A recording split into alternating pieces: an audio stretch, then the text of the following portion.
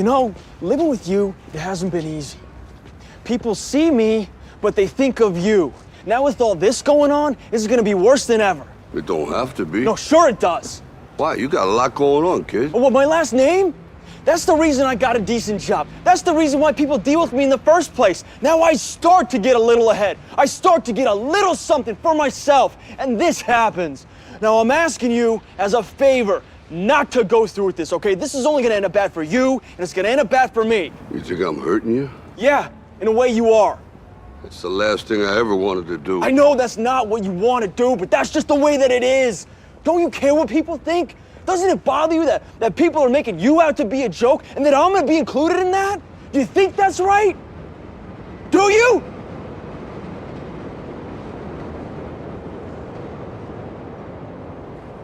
You ain't gonna believe this, but you used to fit right here. I'd hold you up and say to your mother, this kid's gonna be the best kid in the world. This kid's gonna be somebody better than anybody ever knew. And you grew up good and wonderful. It was great just watching you every day. It was like a privilege. Then the time come for you to be your own man and take on the world, and you did. But somewhere along the line, you changed. You stopped being you. You let people stick a finger in your face and tell you you're no good. And when things got hard, you started looking for something to blame, like a big shadow. Let me tell you something you already know. The world ain't all sunshine and rainbows. It's a very mean and nasty place, and I don't care how tough you are, it will beat you to your knees and keep you there permanently if you let it. You, me, or nobody is gonna hit as hard as life. But it ain't about how hard you hit. It's about how hard you can get hit and keep moving forward. How much you can take and keep moving forward. That's how winning is done. Now, if you know what you're worth, now go out and get what you're worth. But you gotta be willing to take the hits and not pointing fingers saying you ain't where you wanna be because of him or her or anybody. Cowards do that, and that ain't you. You're better than that.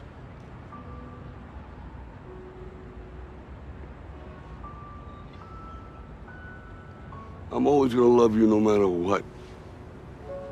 No matter what happens. You're my son, you're my blood. You're the best thing in my life. But until you start believing in yourself, you ain't gonna have a life.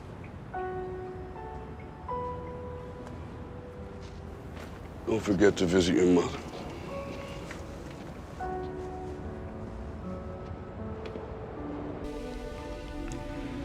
Oh, Agent Starling, you think you can dissect me with this blunt little tool? No. I thought that your knowledge... You're so ambitious, aren't you? Do you know what you look like to me with your good bag and your cheap shoes? You look like a rube. A well-scrubbed, hustling rube with a little taste. Good nutrition's given you some length of bone, but you're not more than one generation from poor white trash, are you, Agent Starling? And that accent you've tried so desperately to shed, pure West Virginia.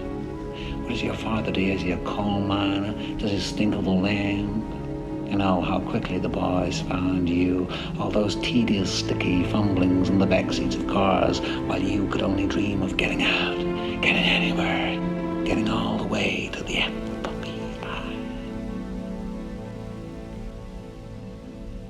You see a lot, Doctor. Or are you strong enough to point that high-powered perception at yourself? What about it?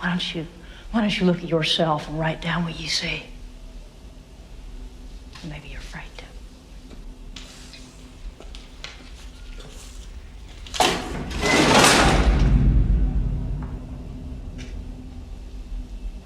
A census taker once tried to test me. I ate his liver with some fava beans and a nice Chianti.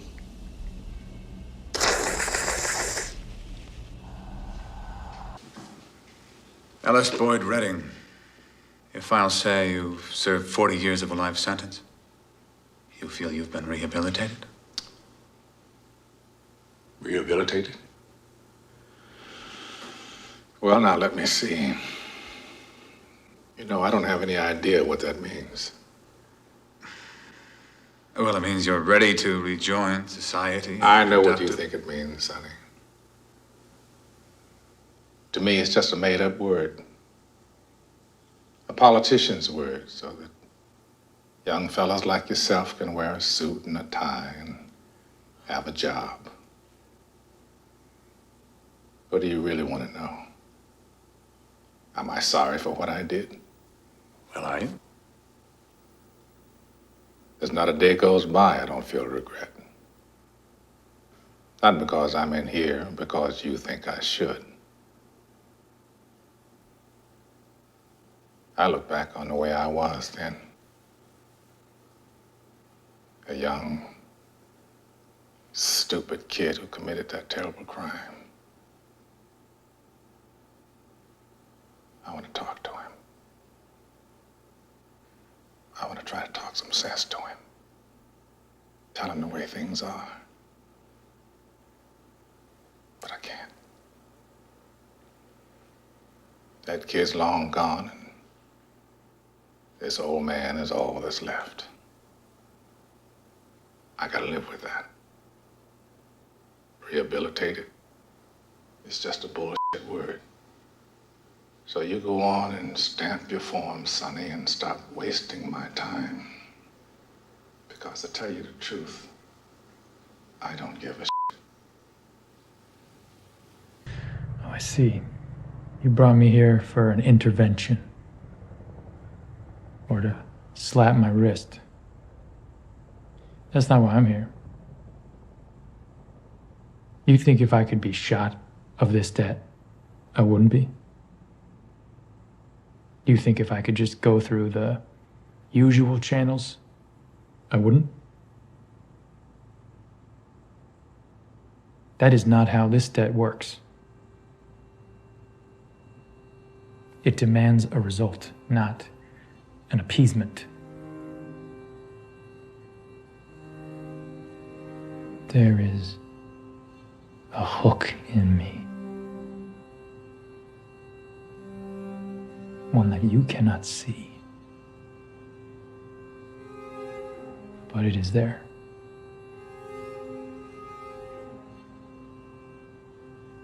And you think I have a choice?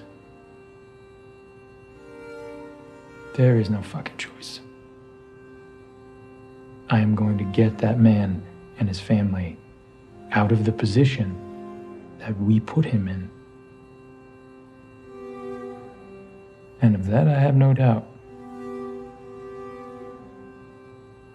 And you're gonna help me, Colonel.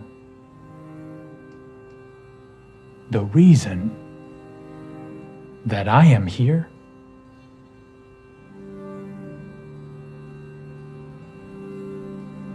I saved your life 8 years ago.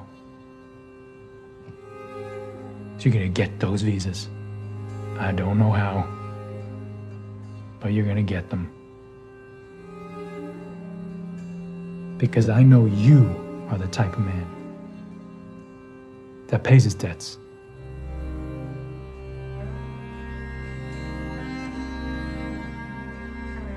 Pay your debts.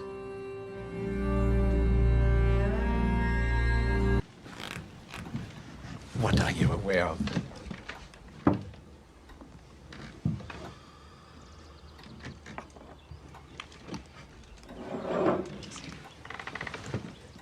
Did they call you the Junta? Precisely. I understand your trepidation in repeating it. Heydrich apparently hates the moniker the good people of Prague have bestowed on him. Actually, why he would hate the name the Hangman's baffling to me. It would appear he's done everything in his power to earn it. I, on the other hand, love my unofficial title, precisely because I've earned it. The feature that makes me such an effective hunter of the Jews is, as opposed to most German soldiers, I can think like a Jew, where they can only think like a German. More precisely, a German soldier.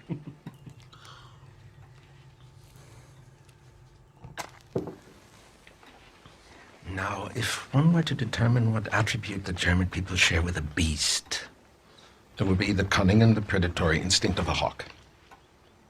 But if one were to determine what attributes the Jews share with the beast, it would be that of the rat. The Führer and Goebbels' propaganda have said pretty much the same thing. But where our conclusions differ is I don't consider the comparison an insult. Consider for a moment the world a rat lives in.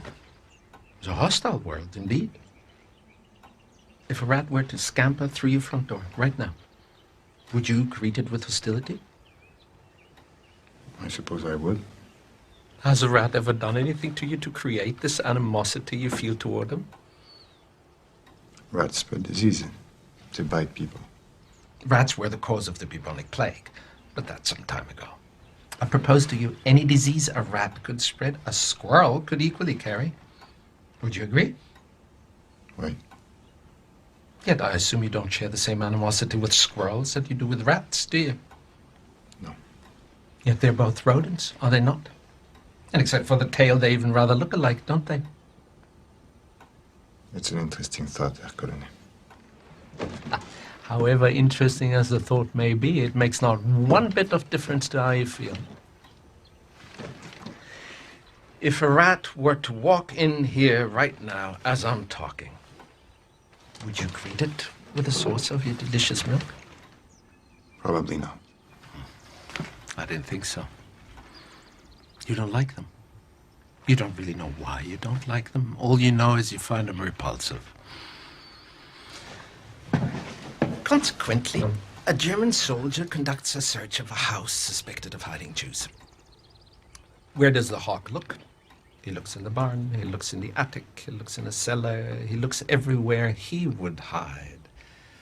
But there's so many places it would never occur to a hawk to hide.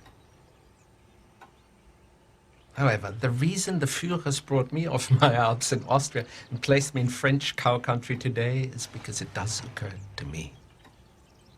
Because I'm aware what tremendous feats human beings are capable of once they abandon dignity.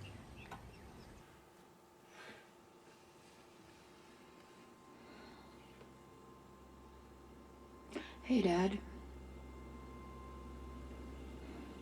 Hey, Mary. You son of a bitch. I never made one of these when you were still responding because I was so mad at you for leaving. And then when you went quiet, it seemed like I should live with that decision, and I have.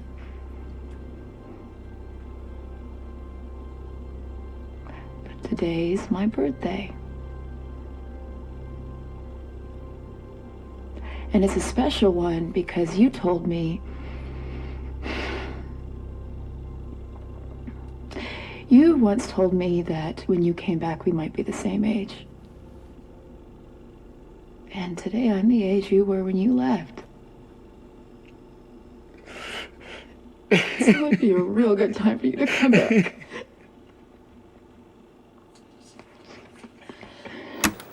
Japanese submarine slammed 2 torpedoes into our side, Chief. He was coming back from the island of Tinian to Leyte, just delivered the bomb, the Hiroshima bomb. 1,100 men went into the water. The vessel went down in 12 minutes. Didn't see the first shark for about half an hour. Tiger, 13-footer. You know that when you're in the water, Chief? You tell by looking from the dorsal to the tail. What we didn't know was our bomb mission had been so secret, no distress signal had been sent.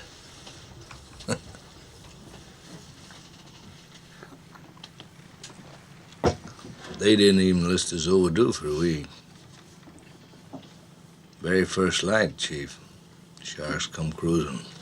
So we formed ourselves into tight groups. It's kind of like old squares in a battle, like you see in a calendar, like the Battle of Waterloo, and the idea was shark comes to the nearest man, that man he starts pounding and hollering and screaming. Sometimes the shark would go away. Sometimes he wouldn't go away.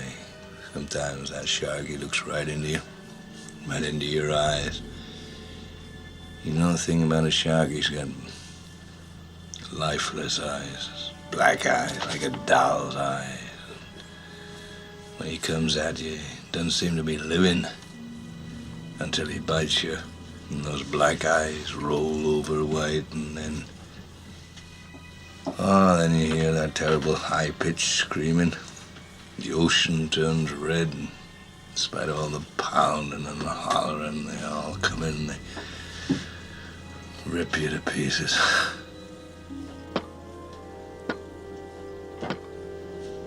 You know, by the end of that first dawn, lost 100 men. I don't know how many sharks, maybe 1,000. I don't know how many men, they average 6 an hour. On Thursday morning, Chief, I bumped into a friend of mine, Herbie Robinson from Cleveland. Baseball player, bosun's mate. I thought he was asleep. Reached over to wake him up. Bobbed up and down in the water. It was like a kind of top. Upended. Well, he'd been bitten in half below the waist. Noon the 5th day, Mr. Hooper, Lockheed Ventura saw us. He swung in low and he saw us too. A young pilot, a lot younger than Mr. Hooper anyway. He saw us and he come in low, and 3 hours later, a big fat PBY comes down and started to pick us up. You know, that was the time I was most frightened, waiting for my turn. I'll never put on a life jacket again. So 1,100 men went in the war. 316 men come out. The Sharks took the rest June the 29th, 1945.